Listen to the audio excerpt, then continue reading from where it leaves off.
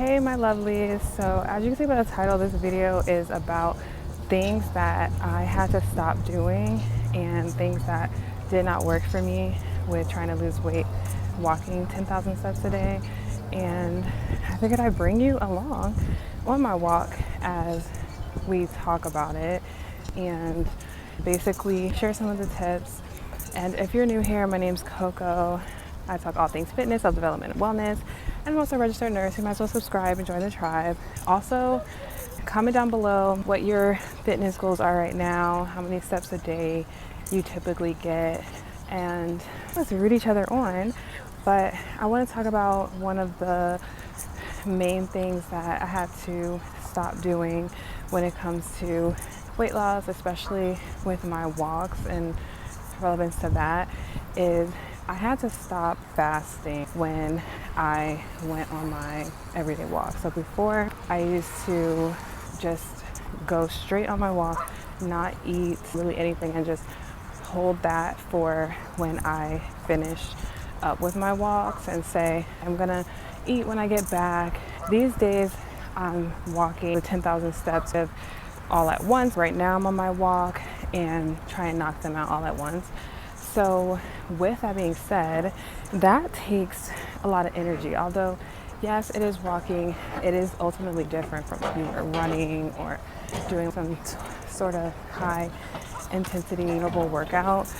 But ultimately, it still requires a lot of energy and it can be tiring. So with that, going on the walk with absolutely nothing on the stomach makes it a lot of times a lot more dreadful and makes it a lot more difficult, because now where am I recruiting that energy from if I'm walking for an hour and a half, 2 hours? So for me, what I noticed was that instead of going on a walk fasted, just simply having a light breakfast gave me so much energy and kept me energized throughout the entire walk, and also making sure that I'm hydrated. So again, not saying I'm gonna eat some super heavy breakfast meal, but something has enough balance where it's some protein, it's some carbs, whether that's a couple boiled eggs and some almonds, maybe a Greek yogurt with some granola, something like that, to where I'm giving myself energy for the walks, because who wants to do this tired and hangry? And then the other thing too is when I would do that and fast and say, okay, I'm gonna walk, I'm gonna eat after I finish my walk, then at that point I get back home and I'm ravenously hungry, and then that was like a little bee or something. So then I'm ravenously hungry, and then I'm wanting to just find something really quick to eat, and then a lot of times I end up choosing the wrong things, not the best types of snacks, or just kind of overeating because I was so hungry, versus eating before, and then once I get back, then I have just got healthy appetite, but not like, oh, I'm so ravenous and I have to eat a lot. So that is one thing that I realized I had to stop doing. And another thing was realizing that I needed to switch up my routes, because one, it can get very mundane and boring, and your brain starts to be like, can we go somewhere else? Can we switch this up?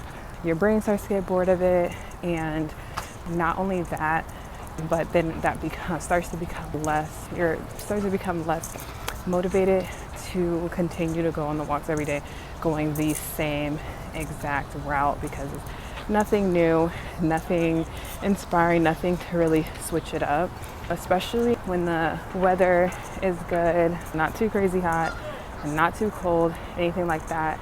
It's one of the best things to do where you don't have to do it side on the treadmill or things like that, because obviously when the weather is not super permitting, then you have no choice but to then walk indoors. So for example, right now you can see walking by this harbor. So every day, literally, I try and switch up my route and try and see new scenery, see new places that I haven't seen before, open up my mind. And a lot of times people think that they need to travel to see new places. Just try walking in different neighborhoods and you'd be surprised how much that opens up your mindset and changes that and everything. So that is another thing, just switching up the scenery. Another reason for that, in addition to just it being too mundane and boring by going the same route, is for safety reasons. A lot of times going the same exact route, people, especially for us women, people can keep tabs and start to predict and know your route and the times. You're going the same exact time and the same exact route every day. They're like, I know this girl will be here around 8 o'clock every morning. So just switching up the route and the time as for women is also a really good thing to do for safety reasons as well. So that's something that I had to stop doing also. And then the next thing is I had to stop not having meals prepared and the things that I want to eat, my snacks, everything, not having a plan with that. Because again, when you fail to plan, that's my favorite quote, but that could not be any truer. So basically having a plan when it comes to what I'm going to eat throughout the day. So just because I'm walking 10,000 steps a day, I used to think I can just eat whatever I want now because I'm getting 10,000 steps. I don't have to worry that much about what I eat. But no, that is the worst mindset I could have had, because then I end up overindulging, overestimating what my walks are doing for me fitness-wise. When it comes to weight loss, walking 10,000 steps a day is a really great addition to also eating healthy and nutritious. So having to realize that if that's my goal, no, then I can't just eat anything and everything. I have to actually be intentional. And in order to do that, I have to actually plan out my meals ahead of time. So even just having ingredients prepped, I know a lot of times people are like, oh, but planning meals and having those things go bad or they get sick of eating the same thing. But ingredient prepping, one of the best things that I do, like having the meats already seasoned and they just need to be cooked at that point, having the vegetables chopped and ready to go, just things like that. Especially when it comes to fruit, having fruit that's already cut up and just ready to eat. Because again, you can have fruit all throughout your house, but if it's not prepared to eat, say you have a watermelon and that's not prepared to eat, then what is that going to do? It's not going to actually be beneficial, because the time that you're craving that or you want to eat that, then you still have to cut it up to eat it.